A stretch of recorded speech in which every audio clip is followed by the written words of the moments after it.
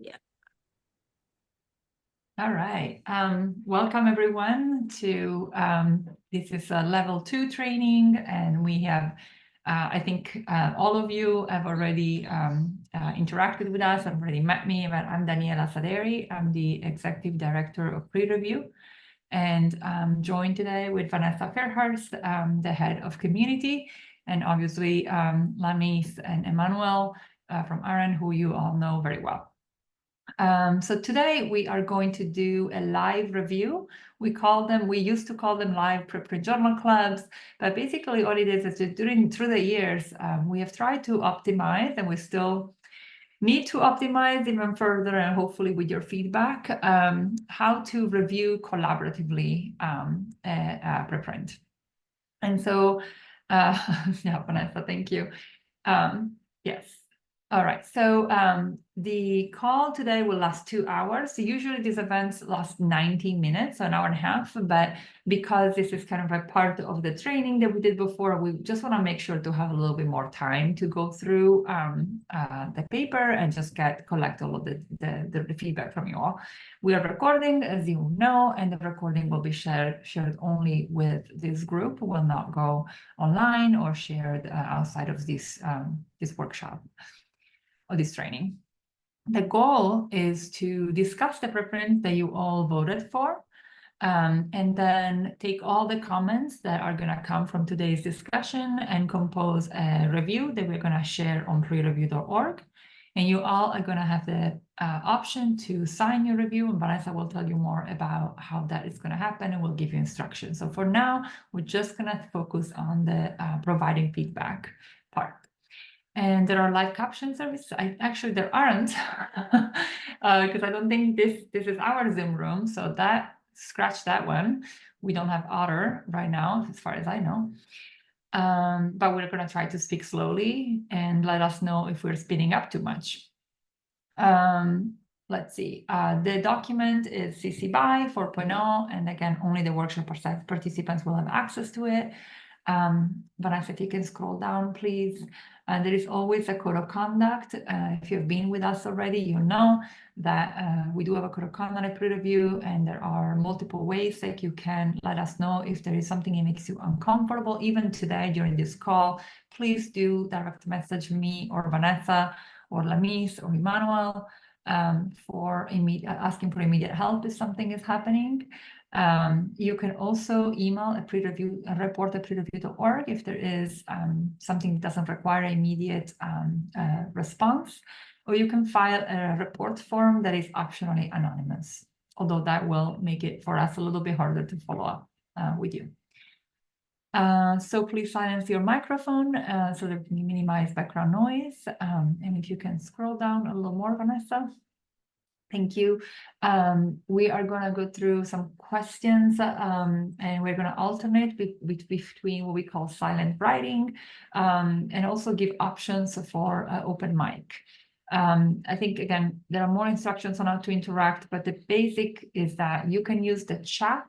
You can write directly on the document because you all should have editing access, or you can raise your hand and unmute, and we will try to capture your discussion in the document. One important piece of information is that when you write on this document, nobody will know who you are. So hopefully there are multiple ways that you can engage. If you don't want to have other people know what's your answer, but you only have the chat as the option, you can direct message me or Vanessa, and we will copy and paste without your attribution. We'll paste it in the document. Hopefully this feels by now like a safe space to just throw out ideas. We don't need to be coherent. The grammar, we can throw it out the window. We don't care about those things today. We only care about having a fun experience and discuss this paper together.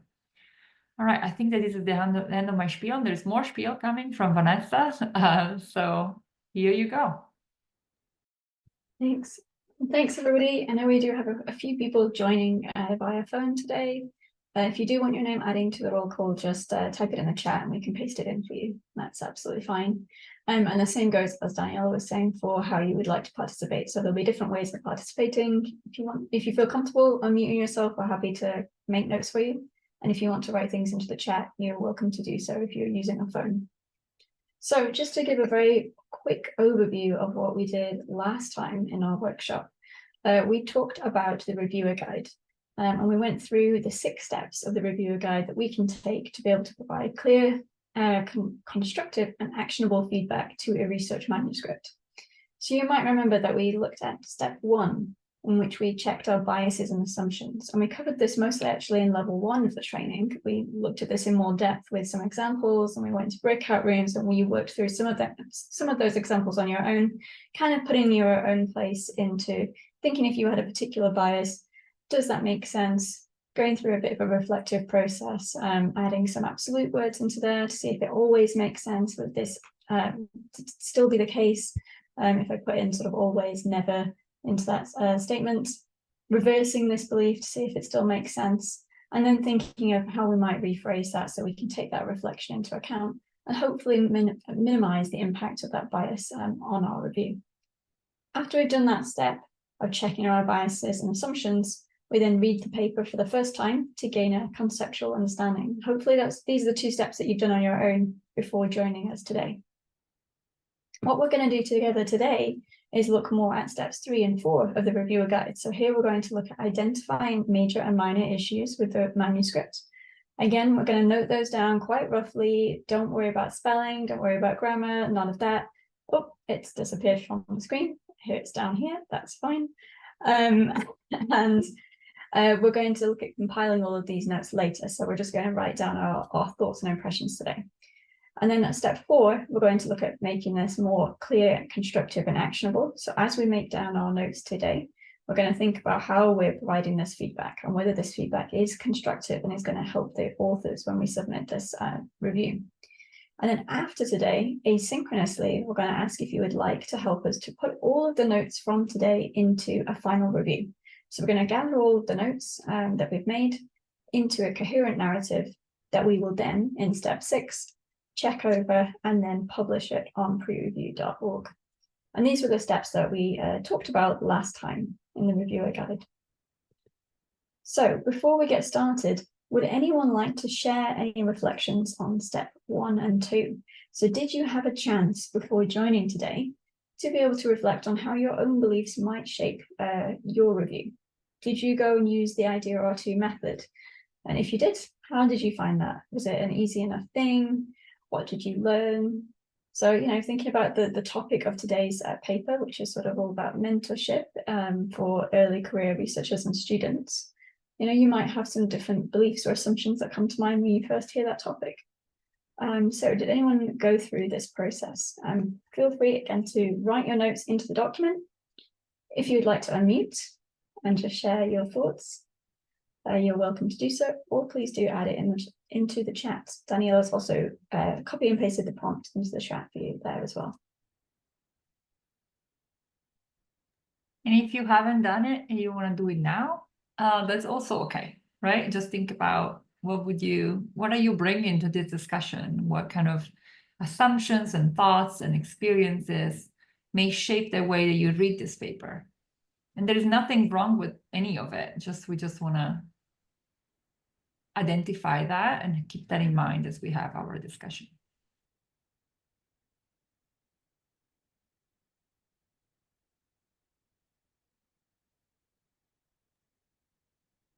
I can see there is a raised hand.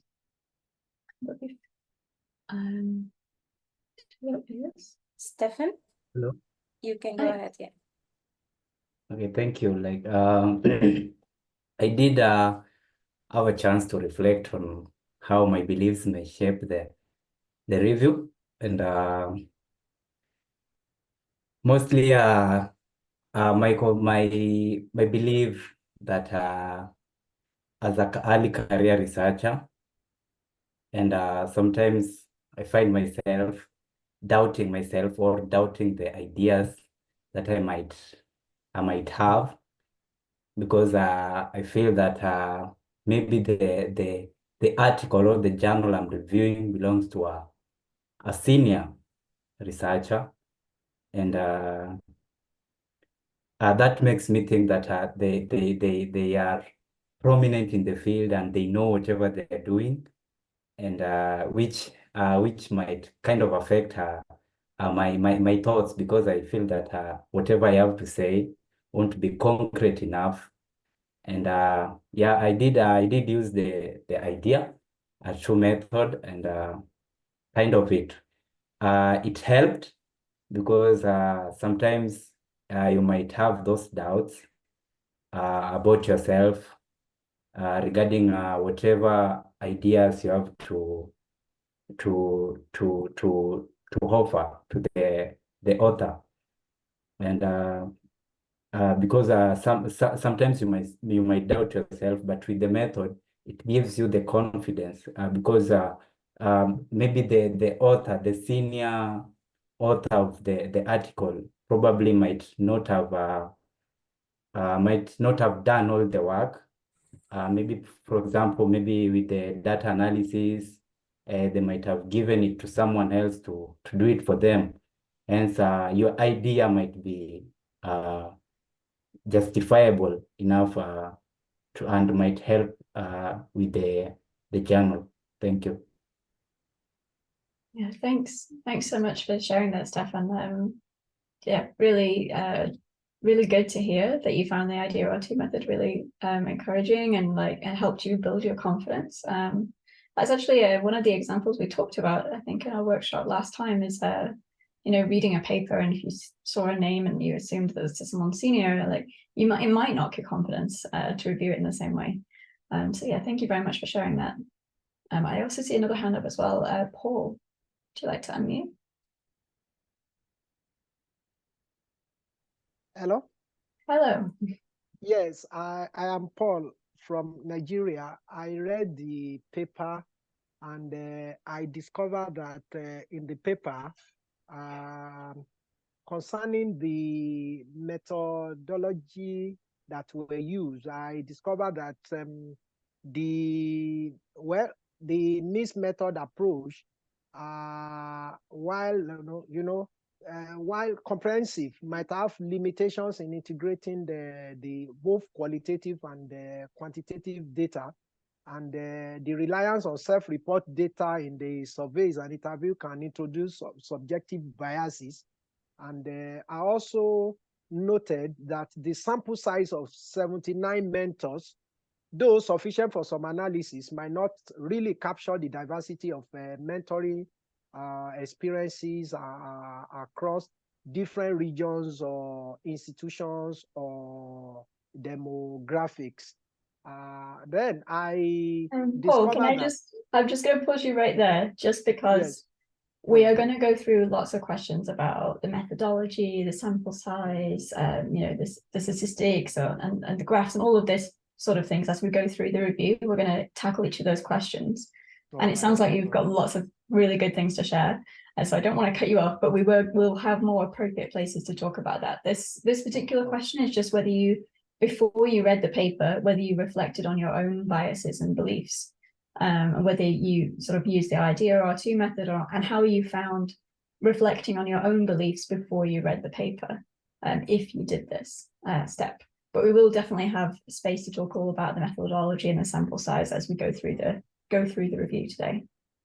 All right. Though when I was reading, I have to check the concept behind the paper, you know, is focusing on how mentors really guides their students in writing and publishing scientific papers. But then I discovered that, you know, even we have some assumptions there that I went through, but I want us, by the time we start reviewing, I'll be able to share some of those things that I've got from that paper.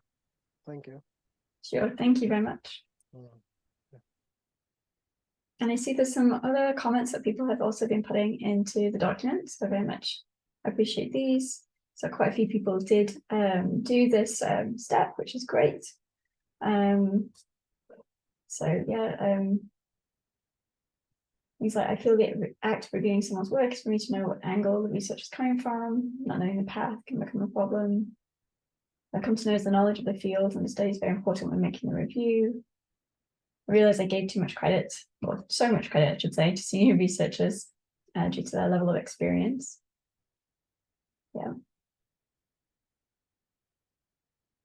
Well, my own bias in this case is a conflict of interest because I actually have worked with, I know both Sarah and both authors, so Sarah and Gary, and we had a collaboration with PREreview. So definitely like I should, if I should not provide the feedback to this paper in terms of conflict of interest, but I think we have space for that as well. But if that weren't the case, just for the topic, my own, I think the bias and what I bring to this is more of kind of confirmation bias, probably. So just really thinking, I completely agree with the fact that I want to see more mentorship. I want to see more training in how, obviously, in peer review and publication at early level of education. So as I was reading this paper, I was like, yes, yes, yes, yes, yes. And so I think that I would enter the review of this paper already with wanting to make it very positive, which is not a bad thing. It's just like something to keep in mind and to check and say like, okay, let's see how I can actually help improve it. I agree with what they're doing. I love it, but like maybe there are things that I can still contribute. So this is kind of how in my own personal reflection. Thanks for sharing, Daniela. I actually thought the exact same thing. As soon as I started reading it, I was like, oh, I really want this to be positive. And that's also what I caught myself doing, is the whole confirmation bias. Because obviously that's the area that we work in. So we want to see more of this. Well, I think I had the same exact idea as you guys. And I think it's interesting to think of bias as it being positive. Bias doesn't have to be a negative bias. You could have a positive bias. And this was something interesting for me because I was quite eager and wanting this to be perfect, wanting this paper to be perfect. So this was an interesting type of bias because usually they're negative. Yeah. Exactly. So it might lead you to be less critical if it's something that you want to see successful. Yeah. Which in some case, it could be a strategy for equity, right? When you're like, I'm aware that as a reviewer, you have power. And as especially if you are doing that in any context, you're providing feedback to someone else. And we know that feedback can shape the perception of the work of others. So how do you want to use that power is something that you can decide. But I think it was important. So when I say that it could be an equity choice, if there is a paper that perhaps there are like some things that I would be more critical in one dimension, but like I can be a little bit like, we always want to strive for constructiveness, but what I'm saying is like, we could just like say like, we really want this paper to be seen. And so I think that we want to, okay, now I'm going to be misinterpreted. I'm not saying we want to put false reviews in. But what I'm saying is that we may want to say, oh, this research is not seen for whatever reason, and I would like to help boost it because I take an equity approach and I want to take things that usually are like discarded and make them more visible. So you can boost your kind of the way that maybe put a little bit more time into it. And I think that is kind of it could be a choice, but you just want to know that you did that. And I don't want to be misinterpreted. I'm not saying you want to manipulate your decisions, but what I'm saying is that I have found myself in saying like, okay, I'm seeing this piece of research and I would like to spend a little bit more time on kind of helping this group be seen. So that was a conscious choice that I made. And it was kind of a reflection that happened at the beginning. And so that could happen. And then, the positive bias, it could also be expressed in the review. We could say this was a group that really valued mentorship, that really, this is what we're doing here. This is in the context of training. We can say that at the beginning of the review. So we're not hiding that, but we're just showing everybody that we are aware of it. And we still chose to review this manuscript. Thank you. And quite a few more comments in the doc as well, which is great. I'm really encouraged that you all went and thought about this before reading this paper, which is fantastic. So again, another couple of comments about the credit to senior researchers. being aware of looking from the author's perspective, which is great. Writing style, which serves as a background of the review where the author's coming from. A greater chance of negative bias, since this is a qualitative type of research where you're more used to quantitative research. Yeah, it's another good point. One of the authors being a board member of the Journal of Emerging Investigators give me a sort of bias or confidence, not sure if good or bad, but I can also easily relate to what other authors were saying. Yeah, very good. Does anyone else like to make any further comments before we move on from this particular question?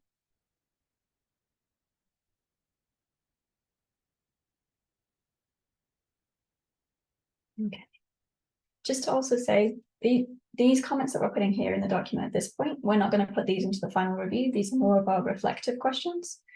When we get onto the next questions, we will be like compiling the notes that we make today into the final review. You do not need to put your name next to the comments that you make. That if you want to, you can, but we will be then anonymizing the comments that we make as we go through, so they're not like attributed directly to any one person. You will have the option to be named as a reviewer and to get credited, but you don't necessarily need to put your name next to each comment that you make. You can make them anonymously, and that's absolutely fine. Okay. We're going on to the second reflective question before we actually start going through our review today.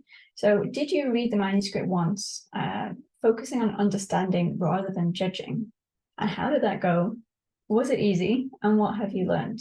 So you might remember in step 2 of the reviewer guide, we talk about gaining a conceptual understanding on your first read through, and then going through and reading it again, and then starting to sort of note down things that are major and minor issues, concerns, that type of thing. So did people manage to do that step, and how did you find it? This is always the part I find quite difficult. Like, it's very easy when you first read your manuscript to jump straight into sort of making judgments, and you know, you can note things down, try and put them to one side while you just focus on gaining conceptual understanding, but it can be quite difficult.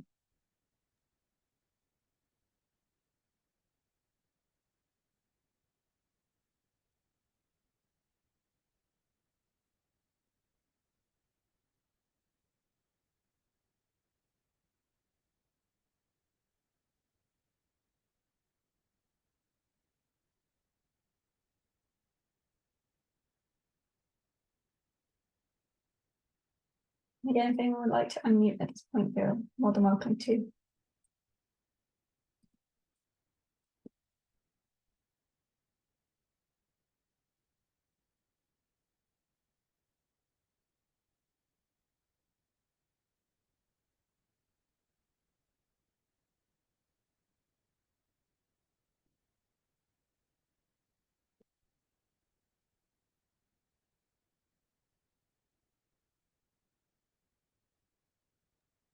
This is a step that is still very hard for me, especially if I don't have much time and I just want to read it once and just give my quick feedback. So I think it depends on a lot of things, but being really like thoughtful about this step of like, okay, I'm just gonna first just read it without trying to like be judgmental about the methods and all of those things, and then I'll go back to it after I read it all. Is very important, and I still do it probably 50% of the time. Well, I mean, unless I'm actually reviewing for real. If I'm reviewing for real, I'll do it. But if I'm just trying to like provide some quick feedback, I think it's still challenging for me. I don't know how it is for you all.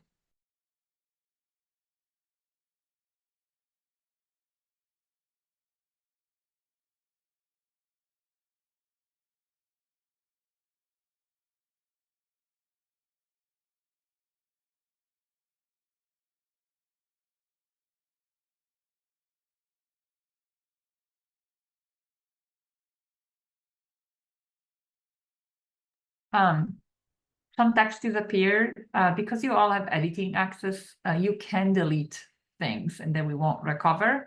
So please be careful with your delete button. Thank you.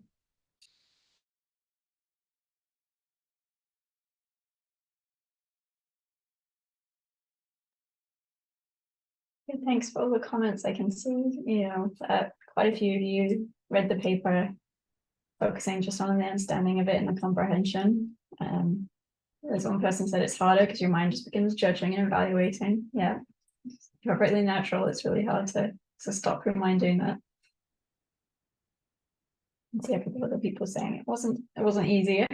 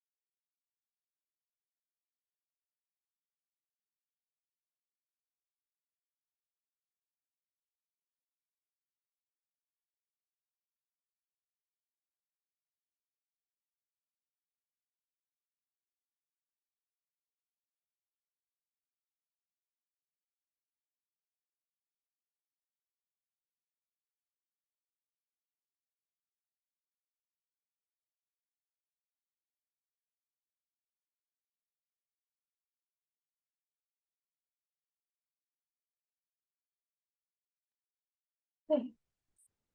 If anyone else would like to unmute and talk about your experience reading the review, then we can. Otherwise, we will move on to actually starting our review for today. So feel free to continue adding your reflections to this question. And I'm going to scroll down. Seem to have a line on my screen. I don't know if that's appearing for other people or not. If not, then it is. But you can probably, as the host, well, we're not hosts, so the host should be able to delete it somehow. Yeah. It's someone activated boards. Okay.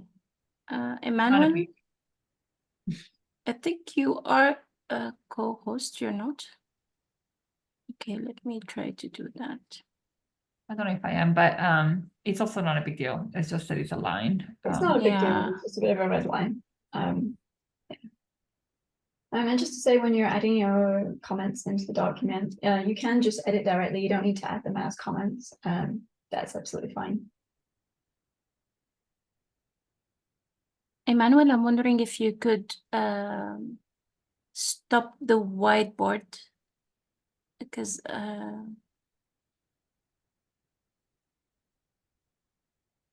Yeah, Vanessa, I'm working on it. May I Yeah. help? okay, perfect. Okay.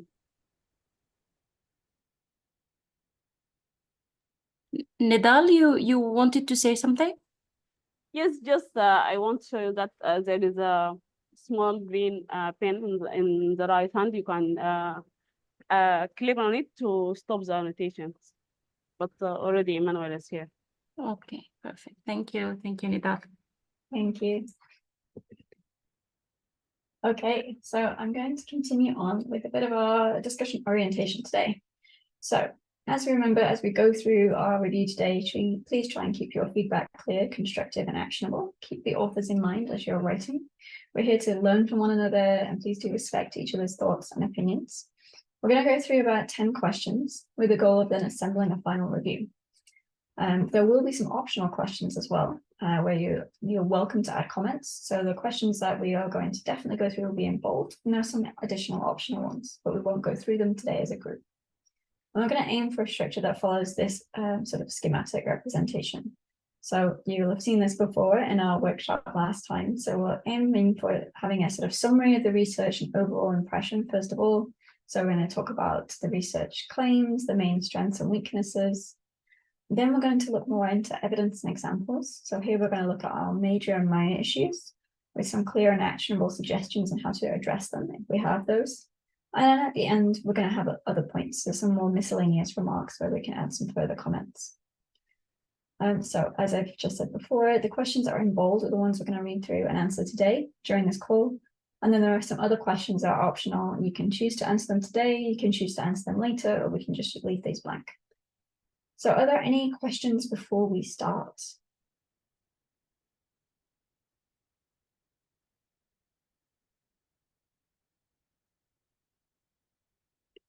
Okay. You can always put them into the chat box as well, and we can also continue to answer questions as we go through. If anything is unclear at any point, just let us know. So I'm going to start with the summary of the research and the overall impressions. So we're going to take a few minutes now to answer this first question. Daniela is also going to post it into the chat for you. So the question is, what is or are the research questions that the study is attempting to answer? What is the main goal and why is it important? So again here, just as we did the previous questions, you can type your answers directly into the Google document. You can add comments into the chat, or if you would like to speak your answer out loud, please use the raise hand function and we'll ask you to unmute.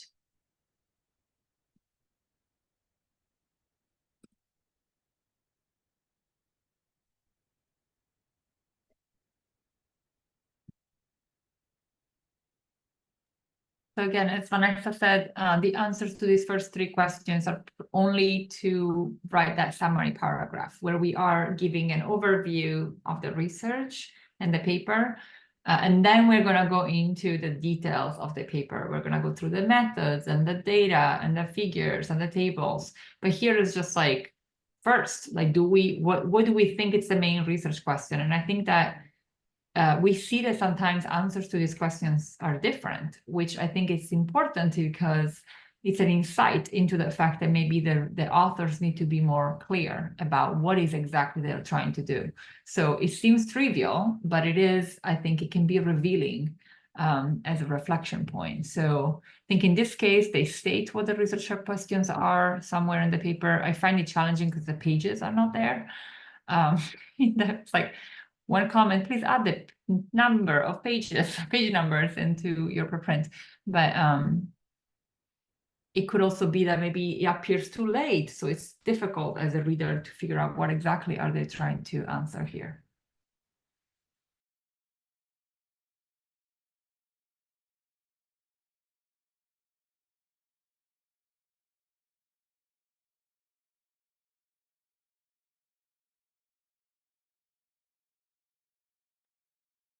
And again, if you're on your phone and you would like us to add anything to the document for you, please just type your question, type your answers and comments into the chat, or you are always welcome to unmute and just discuss out loud.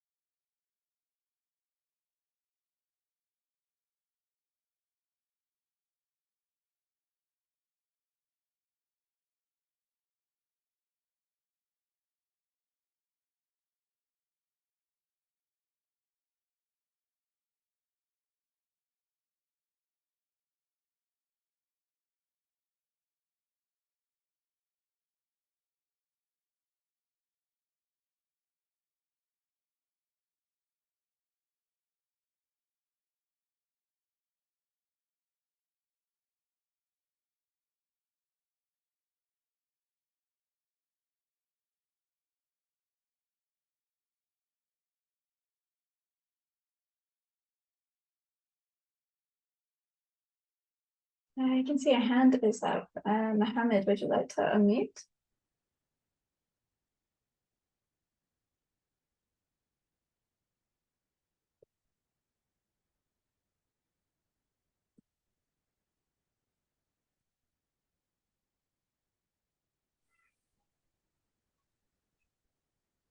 Okay. Hello. Oh, okay. I'm joining labs and I didn't understand the concept.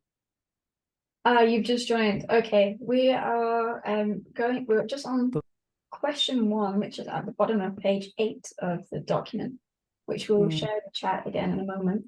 And we're just discussing, we're just going to put together our summary paragraph. So we're just talking about what is the research question of the Okay. preprint that we've read before today.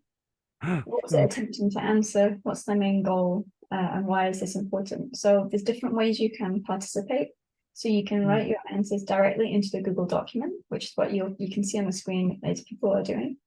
You can also put your comments into the chat if you're unable to access the Google Doc, or you're welcome to also unmute and just say your answers out loud if you would like to. Does that make sense?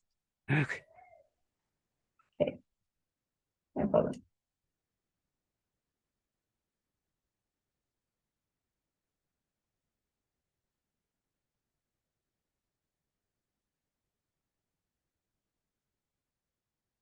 Okay. So I can see quite a few comments in the doc. Would anyone like to unmute and share anything that they've written or share anything else that they would like to say about the first question?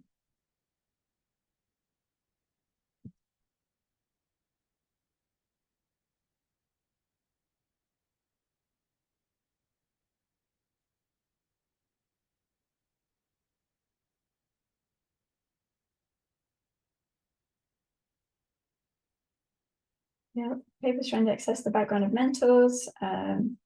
What do mentors experience in the mentorship process? Understanding of the mentor's viewpoints regarding their experiences mentoring students.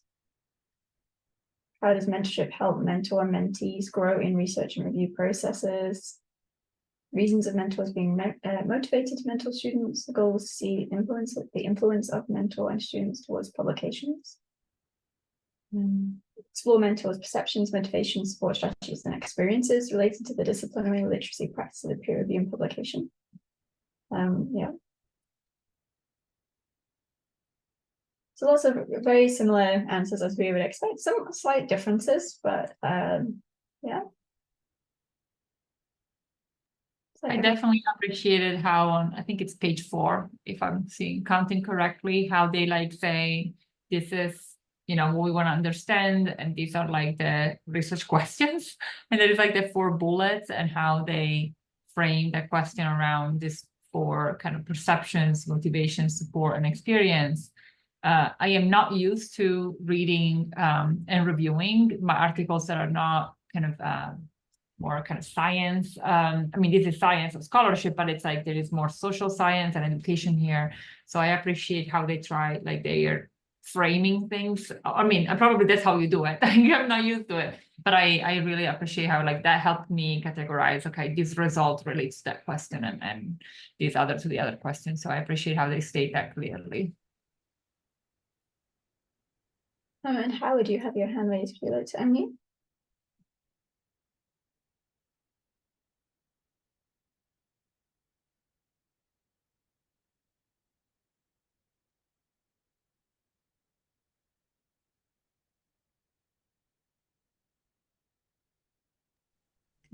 Howard, are you able to unmute? Yes, I am. Ah, there we go. Hello. Good evening, everybody. Hello, can you hear me? Could you just speak up a bit, Howard? Yes, I say, can you hear me? Yeah, now it's good. Oh, okay. I think the part in which we are is still question 1, and I think I made a print of the whole document so that I could have it handy while also speaking on the whole topic. What are the mentor perception of discipline, literacy practice of peer review, and the publications? Going through, I meant to understand that the area the mentor is trying to give to the mentees to see how the best practices of peer review will be well absorbed by each individual. Let's take, for example, within a group, let's say within a group of 5 or 4, and they have a mentor, and if the mentor tries to give the way the discipline of the peer review goes to them, he's trying to inculcate that ability for them to be able to have the guideline or the best practice of doing a peer review throughout the research, and also the possible way in which they can do the peer review and do their publications. So one is to give them guidance, the other one is to give them a best practice, and the other goal also to help them to publicize their work after research. So that is the area in which I think I could really figure out what the mentor might be doing within that scope. Thank you so much, Howard. Yeah, thanks. That very good. It's also kind of goes into our next question actually, which is what is the main approach? So what do the authors do to address the research questions? So Howard already talked a little bit about the methodology. There was different methods in which they took. We're not going to go through criticizing the methodology right now and talking a lot about it, but what is the main approach that the authors did in order to address the research questions that you've just identified above? Again, we'll just take a couple of minutes here. We'll probably have to pick up the pace a little bit just so that we don't overrun on time today. So we'll just take about 2 or 3 minutes for this second question, which is what is the main approach and what do the authors do to address the research question? And maybe to make it easier for people who are going to compile the notes afterwards, if someone writes a comment and you agree completely with it, please feel free to just put a +1 next to things rather than writing it all out exactly the same. Obviously, if you have different comments, please expand upon them.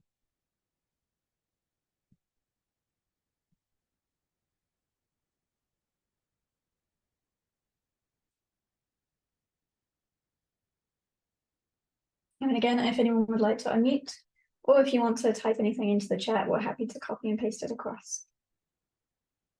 Yes, Nadal. It actually found it's difficult for me to go through the article at the same time that I am the chair of a mentorship program. So I just have that, okay, we have to go through this, and okay, no, I have to change that. So I just was confused between and want to separate my mind that just look to read the review of the article, and at the same time that no, I found sometimes that I want to criticize my guidelines that I set for the program. So, but I like it. Thanks for sharing. Yeah, thanks. Yeah, and that's another, I guess, we could say it's kind of one of the biases that we would have before we read it. If you're doing very similar work, then obviously you come to it with your own opinions and your own expertise and your experiences. As we did as well. I messaged Daniela earlier today just saying, oh, I actually quite enjoyed this paper. I think there's some things we can take from this for our own work as well. But I can see it's also, yeah, it can be confusing when you're reading something that's so very closely aligned to what you're doing as well. Yeah, we have a question at the end that is optional, but it's my favorite question. It's how will you modify your own practices, if any, right, as a result of reading this paper? And I think that it's a nice thing to say to the authors if it's oh, I really appreciate this and I may take these practices to my own work. That's just to, enhance that human-to-human relationships that we're doing, right? This is we're talking to other humans and letting them know that we appreciate what they did. I think it'd be quite impactful. So we can add that to the end. And I am adding these comments here to the doc. So thank you. Yeah, it is a mixed methods approach. Quite a bit of different things here going on, but. Great, thanks. And if you have any, if you agree with the comments that I put, feel free to just +1 things, and that's also fine. So we're going to move on to question 3, which is our last question of this first section, which is what is or are the main findings? And again, same as before, we'll have a couple of minutes here, note down your answers, feel free to put them in the chat. If you'd like to unmute, please raise your hand, and please +1 things that you agree with that other people put. And we've got some questions below as well. We've got question 4 and question 5 here about what do you find most interesting, or how does it relate to published literature? Again, we're not going to go through these in the same way that we're doing these other questions, but if you had particular comments that you would like to add to those questions, feel free to do so.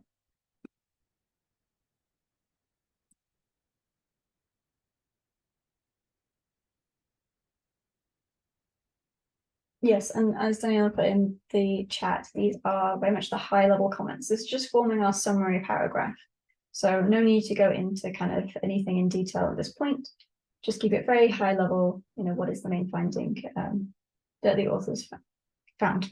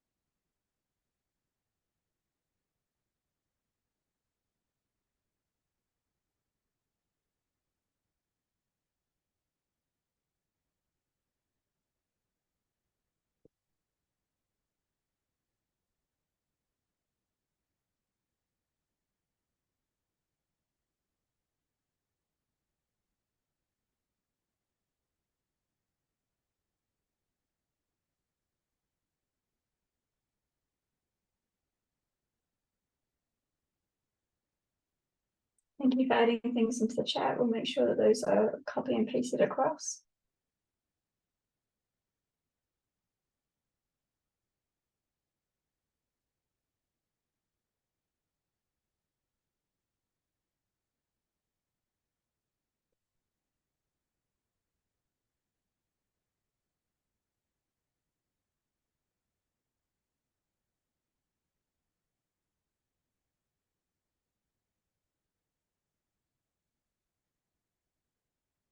Again, feel free to +1 things that other people have commented if you agree.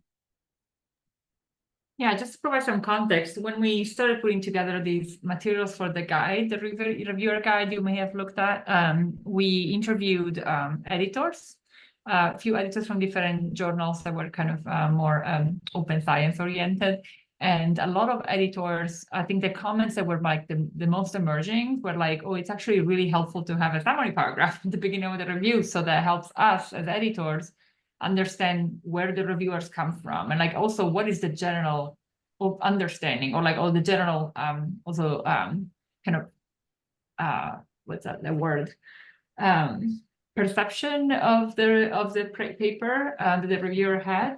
So it helps the editor position themselves, or like how what's going to happen, what kind of review they're about to read, and the authors also find that very helpful, just to kind of like, again, sort of see where the reviewers come from. So this is we're still on that summary paragraph, and we're about to dive into the more detailed parts. So thanks for your patience and adding so much content to it.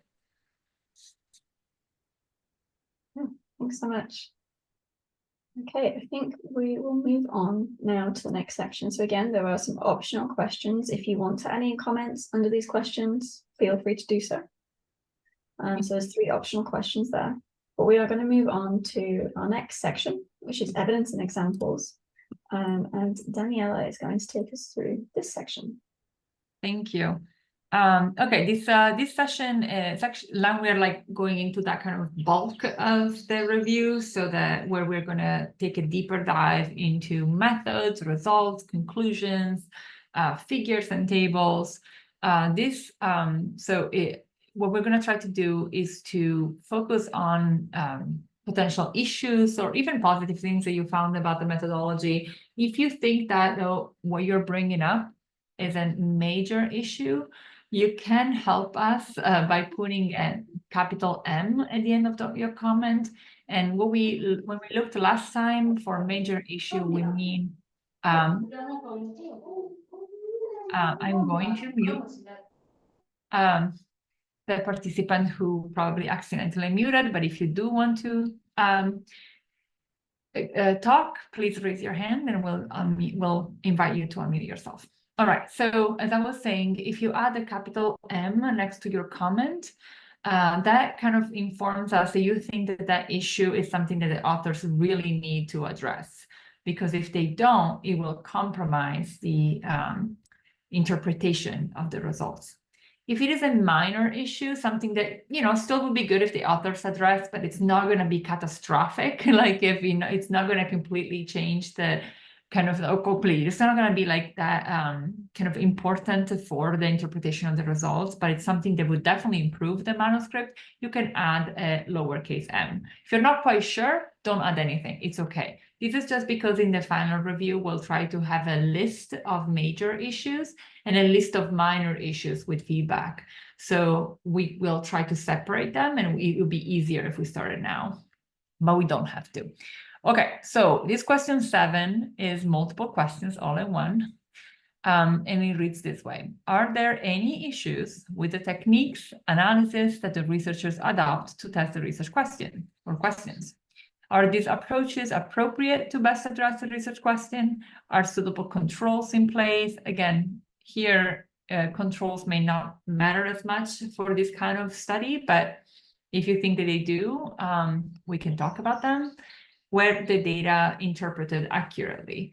So kind of a lot of nested questions to just get to that. Do you think that there is do you have questions about the techniques and maybe like suggestions on how maybe try something different, a different statistical test to test that research question? So now we have quite a few minutes dedicated to these sessions, and all of the feedback that you held until this moment and you want to talk about, it's your time. So you can raise your hand, we can talk about them, you can write them down in the document directly, write them in the chat. You can do all 3 things, or you can just observe, and that is also okay.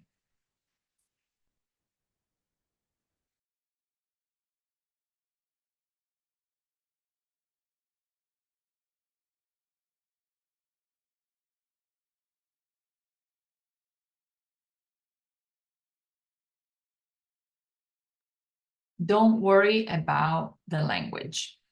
Like nobody is looking at grammar right now, structure, wording. We're going to do that later. So now just like put it down and then we'll polish later. So I know that's something hard for me. And I have to remind myself constantly, it's okay.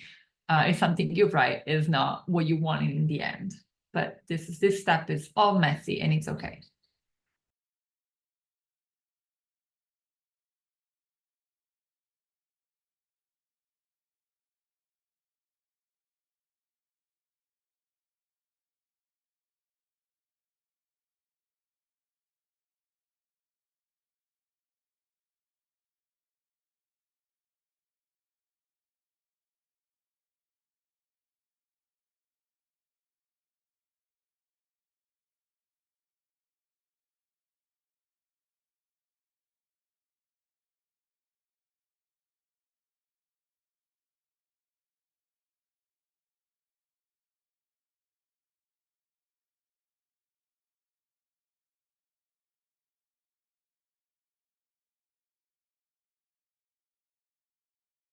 Yeah, Howard, would you like to unmute?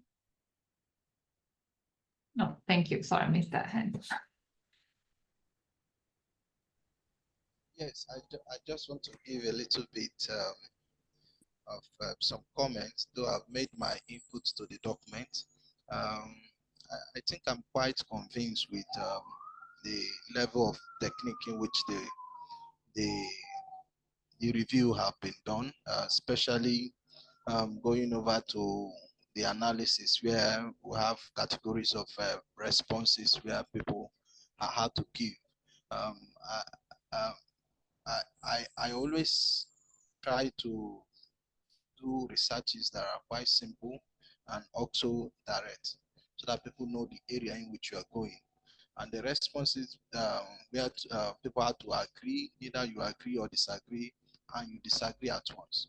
So it gives a direct message for you to either pick an option or not to pick. So the technique of the survey is a direct option. So it doesn't give the openness of you commenting in the whole expression of the research. It just give you an option for you to choose. Do you agree to it or you don't agree to it? And it also saves time for the researcher to be able to get his analysis quite right. And if you can go over to the table being expressed, you see that the responses are quite documented. Where you know that 62, 38 persons, if I'm correct, 38 persons made an input to the document, and the responses in which is being gotten are quite fair.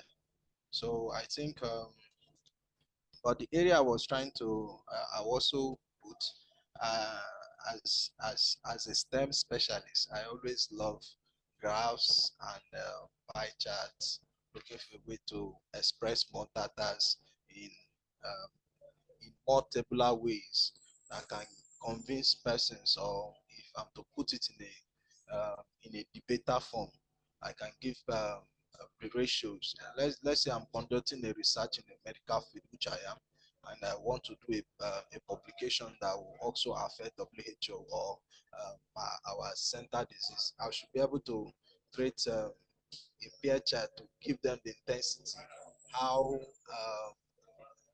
either a disease or my research, the impact it should feel. So also, that is the area I'm saying we should, the researcher should have also include such in making the analysis for the results. So thank you so much. Thank you, and thank you for adding also some of these observations to the document so we can use for the review.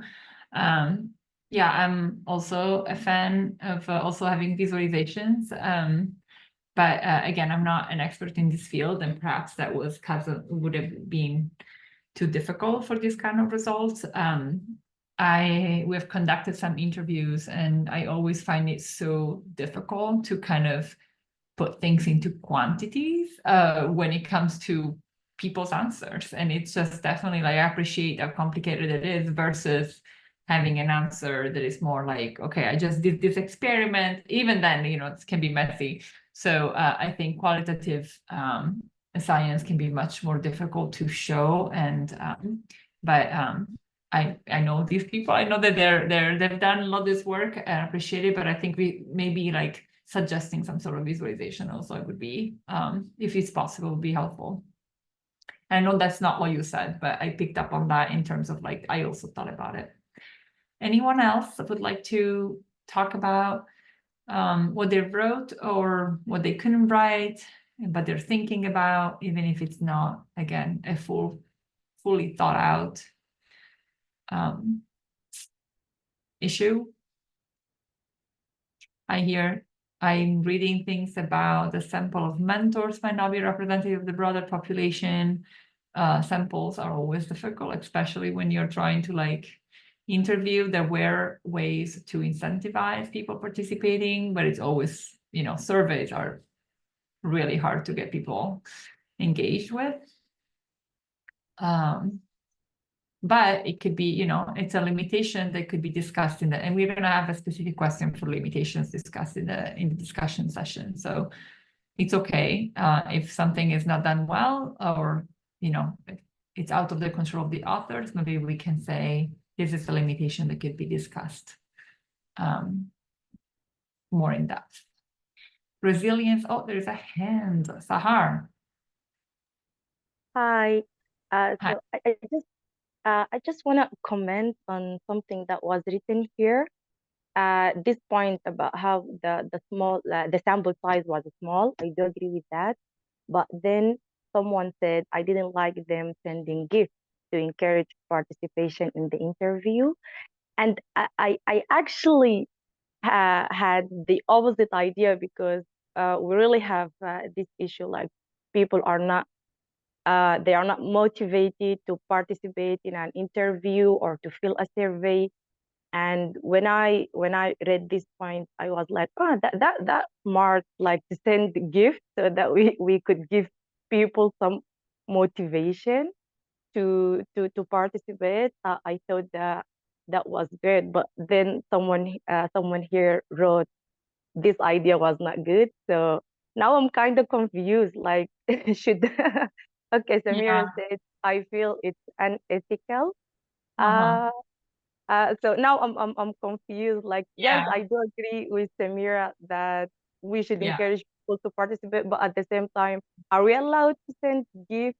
And I don't know. What do you think? So I love that you brought up this point because it's discussed so much, even for revisiting how peer review is done. People have introduced the idea of paying reviewers. So I think that this is a really interesting point because we, as in research, and I mean, I have definitely been like introduced to this thing, like we're doing this because we're passionate about, because we love it. And therefore there should be no reward, like no kind of payment, because when you introduce money, you're just like making things messy, which is true. But what is also true is that if you are doing work, just as everybody else, being compensated for that time is not necessarily a bad thing. Let's imagine, for example, that someone is, I'm a mother and I'm always amazed because I have a partner. I have 2 kids and I'm always so busy. Now I don't know how single mothers or single parents do, the single fathers or whatever it is. When you have many children, I'm like, the amount of time that you spend on doing these things, or that you have to work 3 jobs to maintain your family. Like if I have to sit down here and spend time responding to a survey and being thoughtful about it, I wouldn't mind being compensated for that time so that I can do that instead of going and doing something else. So compensating people for doing things that they are passionate about or they are intentional about is not necessarily introducing bias. It could. It's not necessarily unethical in my view. It is one other way to contribute to equity. And the other example I want to make, we pay champions. Our champions, they come to us and learn with us. They are compensated. Lamis is one of them. Other people are one of them. They can refuse the compensation, but we encourage them to take it because it's not about paying them to be our allies. It's about paying them for their experience, their expertise, and their time. So that's my point of view where I sit in this thought. But I know that there are many different ways. You can also say, I'm just paying people and therefore they're going to come and just write thoughtless things, which can also happen. But I would love to hear from you all. Yeah. I also approach it. As a way of saying thank you for your time, and that's it. But again, there is no right or wrong answer. I don't want to push shame. I totally get it if you say that it can introduce bias. Other people want to comment on this. I think there's a hand up of Tieno. Stephen? Thank you. I believe it's not bad to compensate or to give gifts, but at the same time, it can also introduce bias. For example, when conducting research, maybe in low-income countries, in remote areas where most of the residents are of the low class, find that it becomes even a little bit hard to get data because they are used to being compensated for for them to respond to some questions or to fill the questionnaires.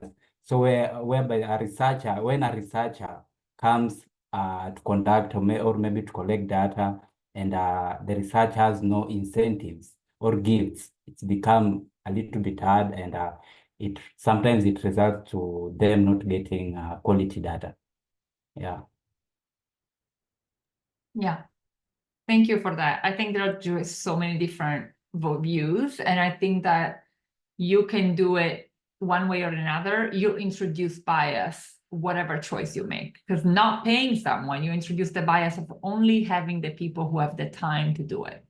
I think that this is a very, very difficult one, and I appreciate all of these intentions. Also, there are different settings and settings that I've never been in that you're like, no, let me tell you, this is what's happening. And I think that this is something we can definitely write in the review as part of something to consider. I think we have 2 more hands, and on my screen, Paula-san, you're first, and then Dr. Olowe, and I can't read the full things, it's cut off, by the 2 hands. So please, Paula-san, go first.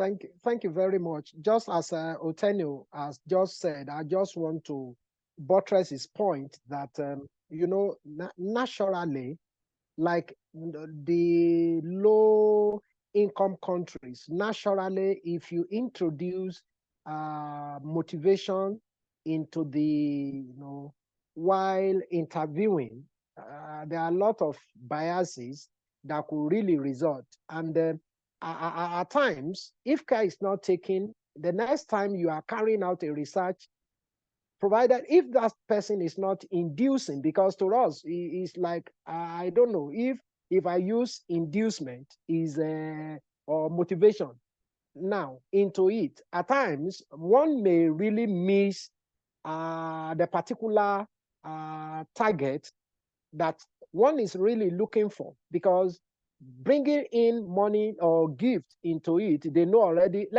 just give me your questionnaire, let me answer it, because they know that after all, gift will be given. At the end of the day, you discover that some of these things could be, the result at times of the study could be somehow jeopardized due to what we have introduced into it. But giving gift too may not really be a bad thing, because they've spent their time in answering those questions, and somebody giving a listening ears to us while interviewing them. So we should be able to say thank you after all. Thank you very much. Thank you for that. And I think it's also different the way that you offer that. If, like if the study says like, we're giving you a compensation for your time, please make sure that your answers really reflect your experience. If you don't know something, and there's so many different ways to make it more engaging and kind of reducing the number of people just checking things randomly. But yeah, I think there's always going to be that small number in either choices that you make that are not going to be, doing that for the right reasons. Okay, the next hand up is Dr. Olowu. Sorry, I'm going to mispronounce your name, so I'm not going to try. Dr. Oluwole Banjo. Thank you. Dr. Oluwole Banjo. Thank you. Thank you for this work. On this issue of, how do you call it now, gifts, or is it motivation, or paying people for their time, depending on which way you want to look at it. I know I've attended so many symposium, workshop on research ethics, and it's often said that don't give.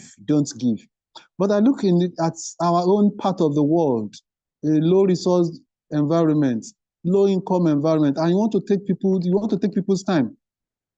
Everybody is now on the move, and everybody's like, what is there for me? If there's nothing there, please don't disturb me. I'm on the move. I'm going. I have other things. Even me as an academic person, I know how many questionnaires I've passed through my laptop, and it's like, I don't have time. Please, I want to do something else. So nowadays, I think we should review research ethics. You should review some of these things and, match it with the environment. If you really want to get people's time to answer your questionnaires now, you have to give something in return. It is not inducement, but it is, like you said, paying them for their time. Or else, if we continue to say don't give, and you may end up having small sample size, because everybody's like, I'm busy, I have something else to do. There's nothing there for me, I'm going. That is my own view. Thank you.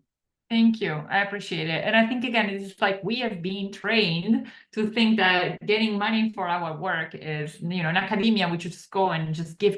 But it's like, but then we have like 5 jobs on top of that, and we're expected to do all of this. So I think becoming more kind of demanding or like, no, you need to compensate. But I see all points. So thank you for all of this. And the last hand up is Samira. So please go ahead. So regarding the payment, I think that, and I've seen this in my community, that once you give person a gift, it's not okay payment, it's a gift, is that this can introduce bias in answering the interview questions, and during the interview you might find this person just going in a positive direction. So in my community, and what I believe in is that it can introduce bias in the results. So it's way much better just to make this voluntary. If they want to participate, it's okay, if without any gifts. I can definitely see that, right? You want to there is a power imbalance already, even without payment, because it's like the researcher with this academic, they're coming to you to get the answers. And then there's even more of a power imbalance if the researchers are paying you for their work. So I can definitely see that, and I think that we should bring it up. And I think that also it could be better. It depends on how the researchers are presenting themselves, and you know, we can do more to say, like, please, like, be honest, we don't need you to tell us what we need, like, or kind of like to kind of reinforce that. But yeah, thank you for that perspective. I think it's an important one we can introduce. Yeah, Samira, please. It's even that if someone some of the participants saw that you're giving gifts, you're giving giveaways, then this participant might call other participants or one of his friends or whatever, and encourage them to participate to get this giveaway, and then they respond in a positive way. So this is a great issue in my community. Yeah, thank you. And in fact, at PREreview, many people have said, like, oh, have you considered like paying people for reviewing on PREreview? We don't ask for money for reviewing on PREreview, and the same way we don't pay people to review on PREreview. We try to pay for other things, like with people engage in research or like in interviews, for example, but we don't pay for the reviews. And I think you can hear different opinions in different ways. And there are also, let's remember, other ways to compensate for people, which is recognition of their work, which is giving, you know, the people that engage with your research, again, like visibility on the fact if they want it, right? Options, giving them resources, giving them guidelines to do it in a way that is time efficient. There are so many other ways that you can, quote unquote, compensate or incentivize, I guess it's a better word, for engaging in your research. It doesn't have to be monetary. So I definitely see this. I've worked with other communities that told me, like, we can't pay these people for this. Let me tell you, this is going to introduce a huge bias, and we should respect that. And I think the different, you know, if you know your own community, you wouldn't do this. We should say it. So this is a great question. I'm glad that we spent the time we did. Let's make sure that this discussion is reflected in the review. So thank you all for that. Is there any other kind of issue that we want to bring up in the methodology, particularly? We have other questions that we're going to go through now, and then we need a break. And we already kind of probably passed. So maybe let me actually move on to question 8. And if you have any more issues, please continue to add them to the document. But question 8 is about reproducibility. So it reads, is sufficient detail provided to allow the reproduction and validation of the study? So now, again, this is more relevant for some other kinds of reproducing exactly this study. So I don't even know, we probably shouldn't spend too much time on this, because reproducing the study would mean having the same exact people with the same exact conditions answering the questions. But I guess what we can think about is, like, do we have enough information if we wanted to do the same exact study with new people? So we wouldn't be able to reproduce the same results, but we can reproduce the same questions and methods. So do you think the methodologies are clear enough? And I already saw someone comment above saying no, but if you think that the authors can add more information about the way that they did the study, how they recruited people, so that you could do the same, maybe with your own community, that could be how we answer this question. So I'm going to give it a few minutes. Again, you can raise your hand, write directly on the manuscript or on the document, excuse me, or on the chat, in the chat. If you have more context, for example, if you say, no, it's not enough, do you know what is missing? Can we tell the authors, can we be clear about what is the kind of methods that needs more details? What are the parts that are kind of unclear, so that we can allow the authors to respond in an easier way?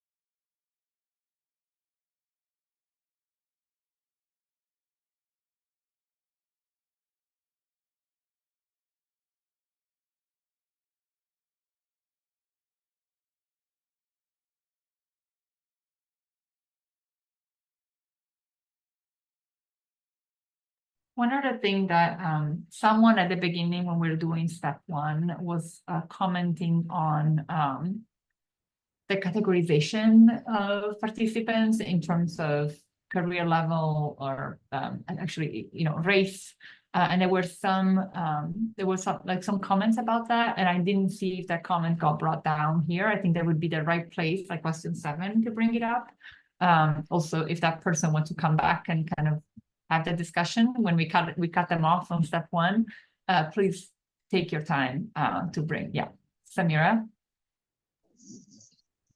So yes, it's me. I talk about the categorization according to race, and I think it has no meaning in this context, in this study. It doesn't matter where you come from. You're just a high school teacher, and then you can be included in this study, and you've been mentoring your students. So, in my opinion, it has no meaning to be mentioned. Yeah. So we do kind of like we ask these questions a lot, right? And so I think that in an ideal world, it would have no meaning. So race, as you all know, is a category made up. There is no genetic definition of race. It's like just a social construct. So the reason why some of these social studies do have race as a category, but we need to be very careful how we interpret that, is because there are social differences, especially I think the context in the United States, because of the history that we have gone through. There are definitely differences in terms of access to resources that different groups that belong to different racial categories have, unfortunately, as a result of laws and history of really sad history of how this country was founded. We still have the result of that today, and so understanding how, for example, a high school that may be primarily attended by African Americans or Hispanic groups is like the answers are different from a group that is like primarily white. There is a lot of the way the schools in the United States is because of neighborhood. If you are in a certain neighborhood, you go to a certain school. So there are a lot of like policy related things that can result into differences of resources. So I think understanding that is what they're trying to do here, is to say, how can we introduce policies and practices that can bring more resources to groups that may have less? Do they even have less? What is the perception? So I think that it is in the context of how the United States is, it makes sense. And this is something that I did not understand when I came here from Italy. So I'm just providing you what I'm learning from living here. But there is another hand up, or maybe Samira, you want to add, please. I think it would have been just them mentioning that more high school students should be encouraged to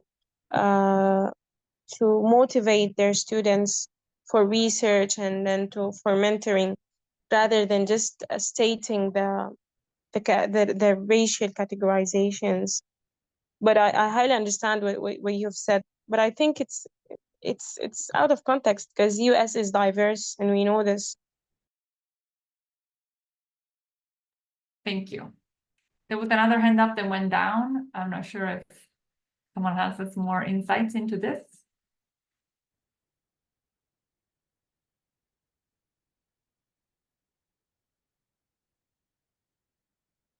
Thank you. Okay, then okay, I'm just doing a check. We are half an hour away, and we do have we did have a break at the hour, but we're kind of like going a little bit more in depth here, so that's fine. Do we need a break before we continue, like a 5-minute break right now instead of waiting more, or do we want to keep going and then maybe leave some time at the end? Who wants a break? Thumb up for a break. It's okay to want a break. Yeah, let's keep going. Let's keep going. Okay, we want to keep going. All right, great. So then thank you. So the next question is like, do the study conform to ethical guidelines? And I think that maybe some of the, again, ethical guidelines of how the people were recruited. I think that specifically the discussion around compensation, the discussion about maybe racial categories and how they can be brought up in this context could be related to this question. If you have any other thoughts around ethics, I think that there are specific guidelines when you engage people, for example, what is called IRB approval. So do the methods state the ethical compliance guidelines or compliance to guidelines for engagement with humans. So if not, do we need them to do that? And it could be a problem. I actually have not read that session, so I don't know the answer to this. But this is like, let's give it like a couple of minutes real quick. If you have any specific additional thoughts around ethical guidelines.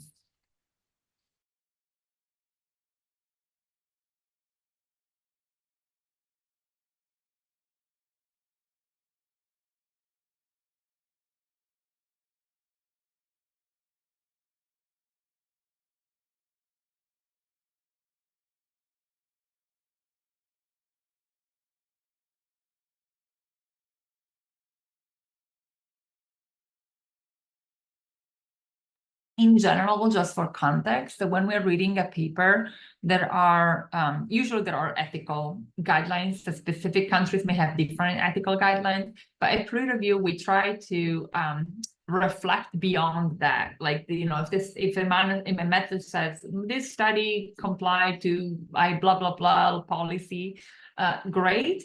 But then we want to go a little bit deeper, and we want to say, like, well, is this like the way that people were engaged? Like, is it actually ethical? We don't have a lot of time, and this manuscript may not be the right one to think about. And also, we have an expert in ethics here, Vanessa. Do you want to provide any extra context around how we should look at ethics?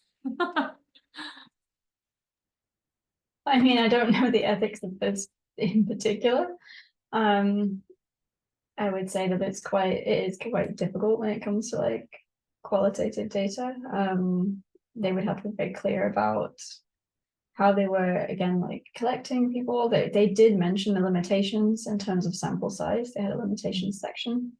They only got people who were currently mentors, which obviously, again, introduces a particular type of people. Being open about like paying people for the surveys, things like that. And I guess how they go on to use this research. So I'm assuming, and I think they do mention that they got everyone's approval to be able to use that. They did use pseudonyms, so they didn't identify people by their actual names. And these were some of the ways in which they sort of protected people's anonymity and their comments. Thank you.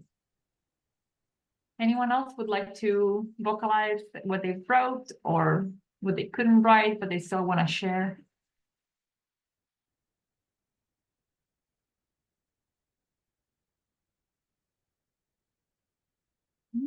Okay.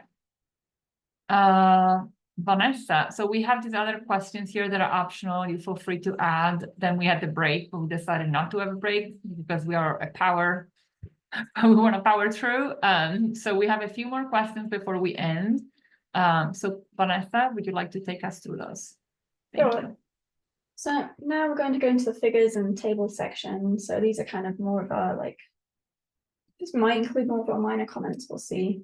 Here you can write any specific comments or notes about the figures and tables that we used in the paper.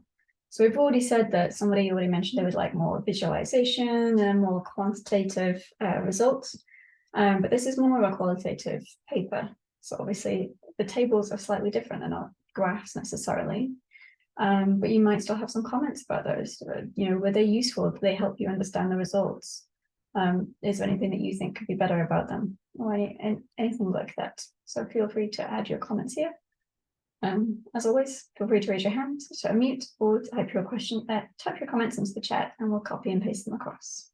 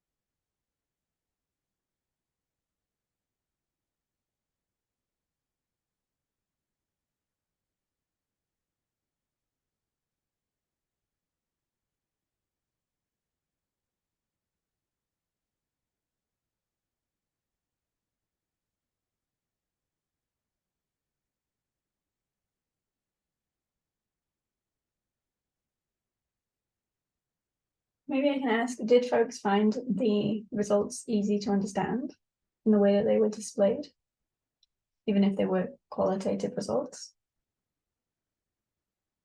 You can also just put a thumbs up on your screen if you think that they were, or a thumbs down. I don't know if there is a thumbs down option if they weren't.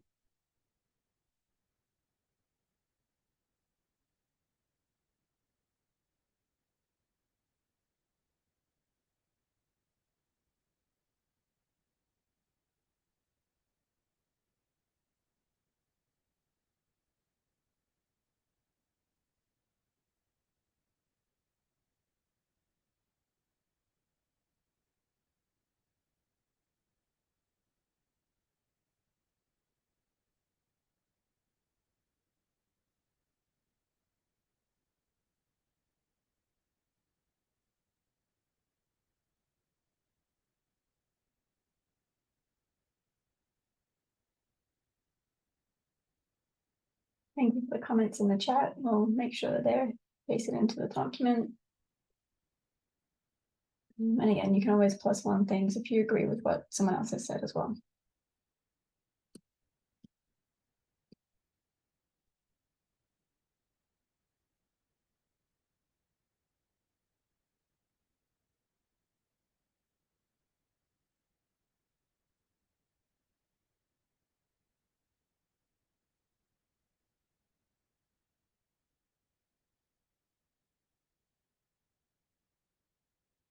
Okay.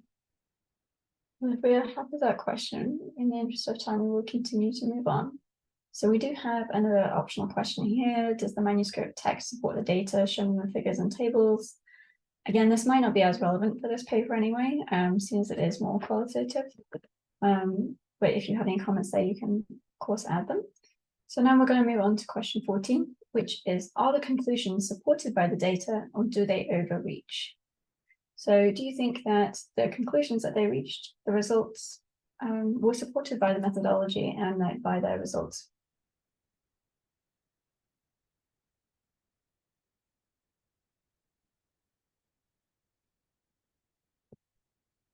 We'll take a few minutes here just to talk about this question.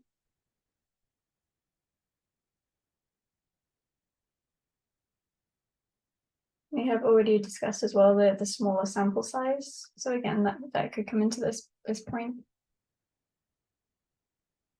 This is possibly one of the most important questions. I feel like if I have to ask one question about a paper, is that like, is what they're taking, what is their takeaway of the paper actually the takeaway after you read the findings? Is that what you also gathered? Because sometimes authors may kind of overinterpret what they found, and then, you know, if someone is reading the manuscript very quickly, especially if it's informing a policy change, it's important that the authors are not overstating, you know, their takeaway.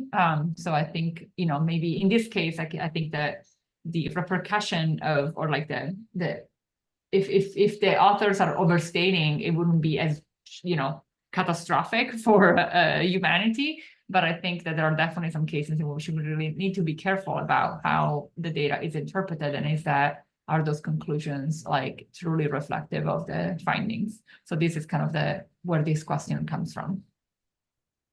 And I'm sure that you all already know this, but this is one of my favorite questions. I think that a lot can come out of this.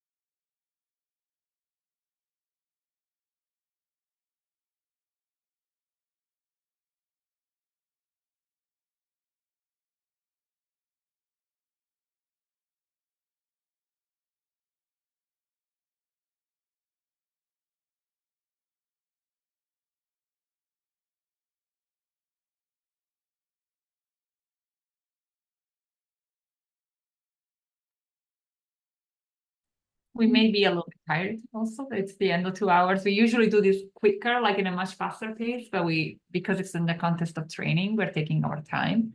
So thank you all for your patience. We didn't even have a break, but we are almost at the end. So thank you for holding on. Yeah, persevere with us just for a few more minutes through our last couple of questions. Thank you for the comments in the chat. Are there any other comments about the conclusions before we move on to sort of our miscellaneous final remarks? And if anyone would like to say anything out loud, please feel free to raise your hand and let us know.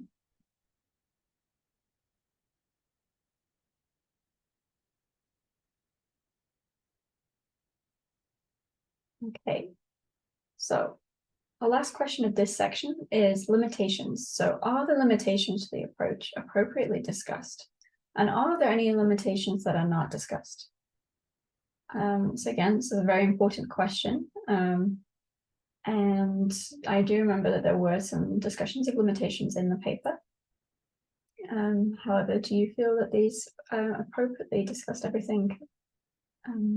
Or do you think there's something more that they could add?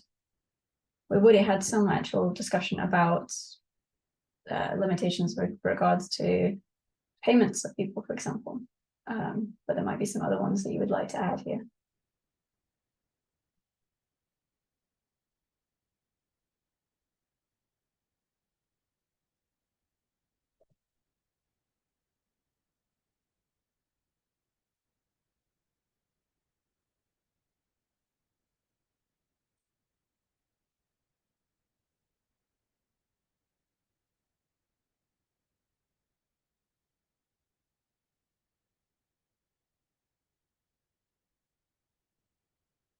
Yes, I don't know if it's Emmanuel or Lance. Yeah, that's Emmanuel. Hey.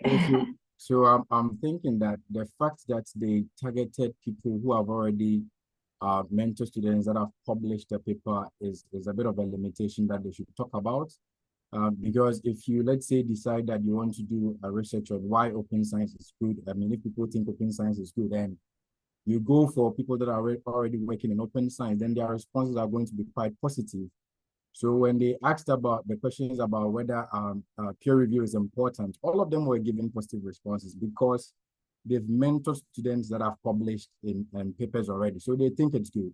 So I feel like that's a limitation, because if you want to get a broader view, then you have to look at people that may have mentored students, but it didn't end in a publication, so that you have a broader view of opposite sides as to why they may think it's important or not. But I feel like because they targeted mentors that have mentored students that have already published, then of course they believe it's good, so they would have positive answers. So maybe they should have also talked about that in the limitations. I think they didn't do that.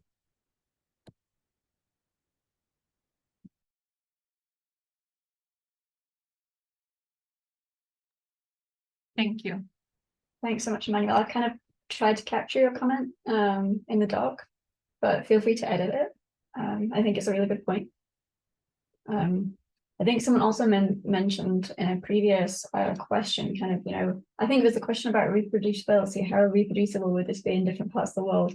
Which I think maybe is linked to what you just said. Like if you're in a community where there is not as many people engaged in open science, where there's not already people who have students who already publish papers, you would come up with different results.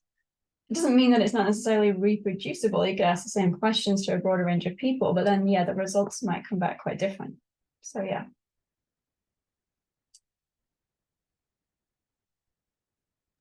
Like some sample bias. Yeah.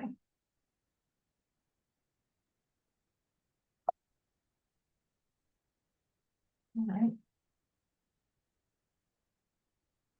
And I can see a couple of comments in the chat as well, so I'm just going to copy those across. Thank you very much, Paul, for those.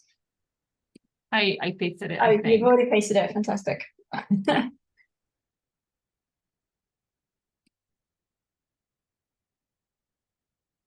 Yeah, fantastic.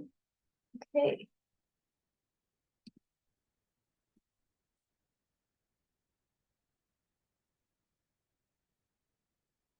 I think we've captured all of this. Thank you very much. So If there are no further comments about limitations, I'll give a couple of seconds to make sure that we're not skipping ahead. We will go on to our final section, which is Daniela, back over to you for final comments. Yes. Okay. So this is like just anything else that we didn't discuss. It's your like, oh, you didn't ask me that question. And by this time, usually people have somehow managed to say what they wanted to say, even if the question wasn't exactly asking for that. But if there are any additional comments that we can put in the end, like for example, again, I have down here the question about question 20, which is optional.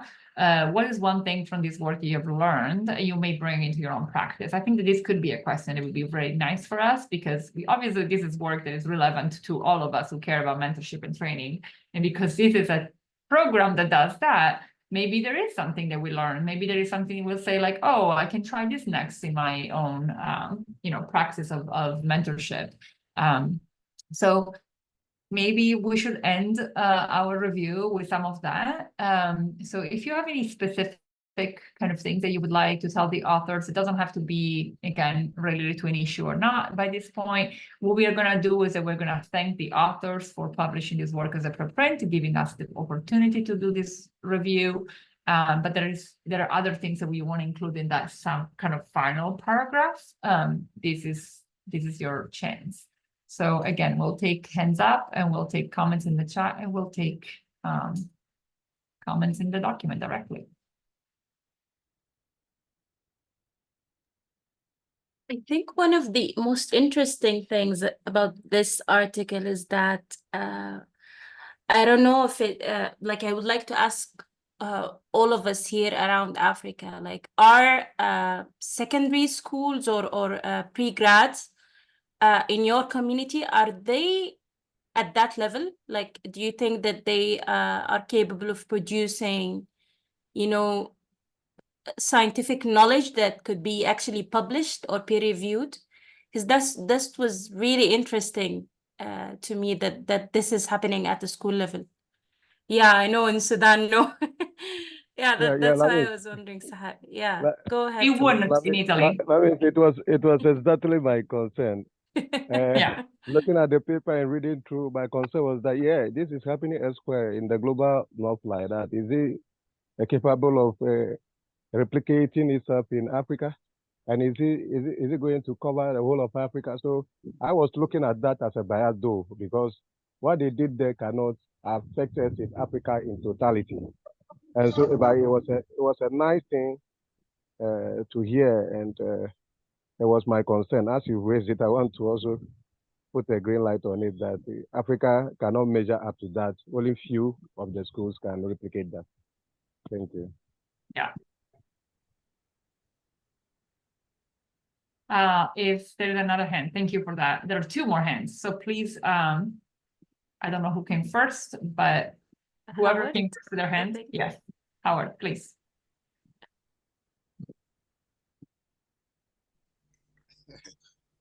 I was trying to get some comment at this late part, the area where they are talking about if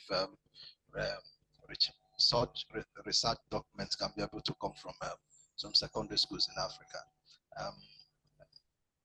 I could relate that as a bias answer, and I also say though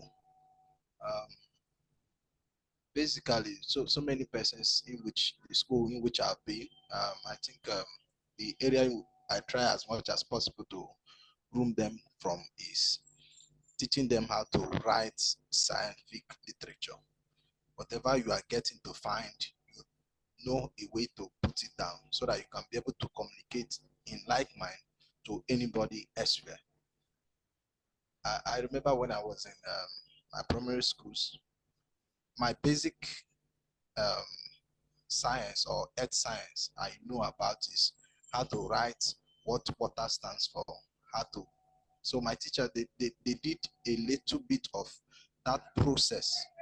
So I think what they are not trying to do in most of the schools in Africa is to give people the chance on how to do it.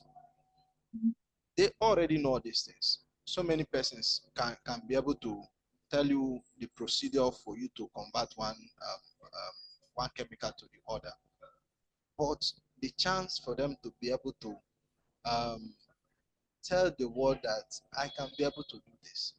You know, it's quite a sad story that I had that some document in which I've written was actually thrown into the gutters because some review boards were against it, because of the procedures or because of what the write-up they don't like. So if the chance, perhaps to say, is given to us at Africa, I think a whole lot of procedures in which people will not even imagine will also emerge. So I also put it in the form that in Africa, the procedures are quite inculcated in most students, even in secondary schools. Because if you look at the curriculum of biology, physics, agric, all case procedures which you can be able to follow to make a good write-up. So I think the whole thing centers on opportunity. So if opportunity is given to them, you can see a good literature coming out from students. You cannot imagine. So thank you so much. Thank you. I mean, this is not happening in Italy either. Like, you can tell you that, but not just at high school. Like, even in, college, I was in a lab. Master student, I was in a lab producing data. I was never told how to write even a paper. In fact, there are a lot of papers that were never written because it was left to me to figure it out, but without explicit instructions. So there are so many layers of why that is not happening. It's not happening because sometimes education systems are less practical, less hands-on, which is the case of Italy. It's a lot of theory. And then even in science, you don't have hands-on practice. And the US is much more hands-on. So I think that there is more effort. But there's also the fact that there is no expectations for college students to be able to write papers, let alone review them. And so I think that there's, like, now what they're pushing here is also, hey, you can be a good reviewer just if you're trained to do that, right? And so I think, thank you. There are so many opportunities for introducing more practical experiences and talking about how we can learn by doing. And the paper kind of talks about those as educational kind of good practices. Samira, please go ahead. So, well, I highly agree with what they have mentioned, is that in my country, in Sudan, writing a paper, doing a research is a luxury. And you get criticized for this, is that you're wasting your time, you're just living in another world, you're living in another planet, and it's a luxury. So, and I got shocked actually while passing through the paper, is that high school students and in Sudan, they just, maybe in the last 5 or 4 years, we've seen college students, undergraduate students doing research only in their final year. And it's not an old idea in Sudan. It's just new, and maybe it's just 5 years ago where all the colleges in the scientific field have adopted this idea. Absolutely. It's a context in which that happens. And imagine how that increases the inequality even further, right? I was never, I'm not in a family of scientists. I didn't grow up with anybody telling me how research would be. I had this idea what a research would be. It would completely different. So like the advantages we all would have had if someone brought us into this, or giving us the opportunity to do that. You can then say, no, it's not for me. But and I think that's one thing that we can all reflect and bring back to our communities. If you do have the opportunity to teach in high school, how can do you have the freedom to bring a little bit of that practice in your own teaching? So thank you for that. But I think that this study is very US centric in that sense, so we can give that at least point of view. Okay. Thanks for that. And so I think we are at the end. And now we have competing interests or conflict of interest declarations, when we're going to put together the review on pre-review, if you have not published through the workflow already. At the end of all the review, publication workflow, there is a question about competing interests. We have I have the clear competing interest if I am even an author, and if I add any comments that come from me and Vanessa. Obviously, we are the facilitators and we know the authors, so we will declare that. That doesn't mean we can't review it. It just means that we need to be explicit. If you have any competing interest, in the sense maybe you are collaborators or maybe you just competitors of these people, then you write it here. I don't think that it's the case, but if it is, you can add it to question number 21 on page 19. Otherwise, I think we're gonna end this with what happens next. So Vanessa and Lamis, I think this is your. I think we have a question for Lamis in terms of how do we want to do it with a specific group, but go ahead, Vanessa. I've spoken to Lamis a little bit about it in the chat, so we'll see how it goes. And then what we're going to do is we've got a feedback survey. We'd love you to complete if you have the time, just to ask how your experience of this went, what we can do to make it better in future. We'd love to know. And the second thing is that as an output of this, we're going to aggregate all the comments that we made today into one review. So a review that reads really well from the beginning to the end. It's much shorter than this document.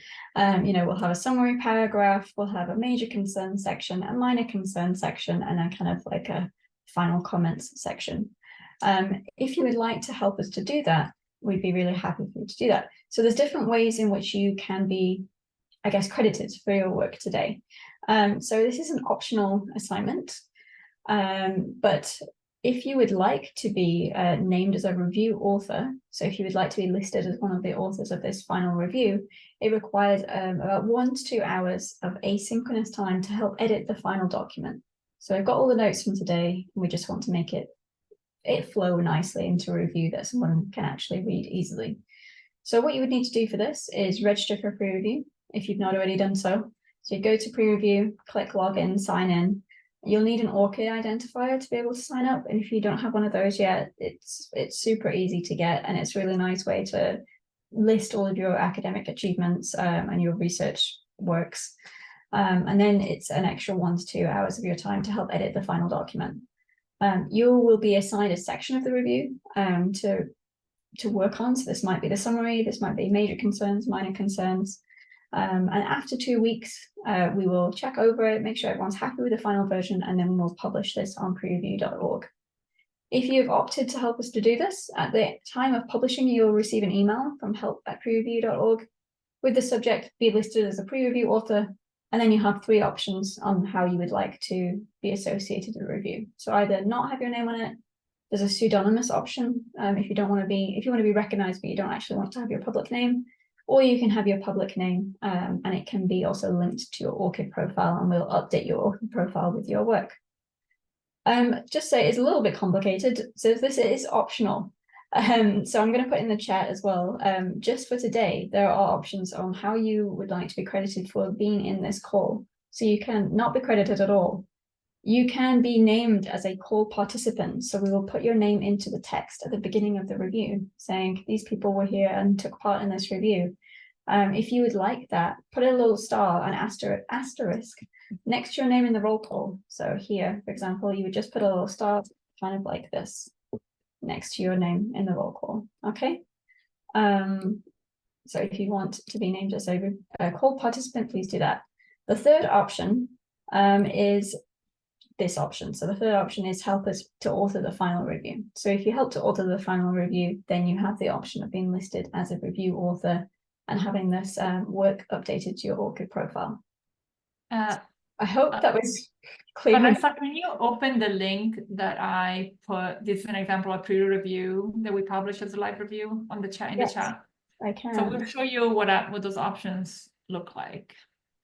So this is a review that we just published as a result of a review like this. If you can, you can see that at the top, There is like my name, but other people that participated in that review discussion, and they are named as with their own public name. They could have chosen to use a pseudonym that is attached to their name on PREreview, but nobody else knows. They could also, some chose to not be review authors because they didn't want to do the extra time work. And so, but they wanted to be recognized in the text. So you can see here, Mike Chang and others have like wanted to be named, but that will not be something that anybody can track easily. No, you can't go to your ORCID profile and have that linked to it. So it's not recognition, it's just not as high, but it's in there somehow. And then others chose to not do anything. They didn't want to be named. They just showed up at the call and they participated and then they left. So nobody will ever know that they were there. So those are kind of your options here. All right. So thank you. Thank you, Vanessa, and thank you all for having us and doing this review together today. Thank you, Lamis and Emmanuel, for hosting us in this workshop. Yeah, thank you so much. Just to say, if you would like to help compile the final review, please either message me and Daniela right now just to let us know, or you can also email us and let us know, and we'll follow up with you as well on the next steps. We'll also send you an email when you can, think about it and reply to that one.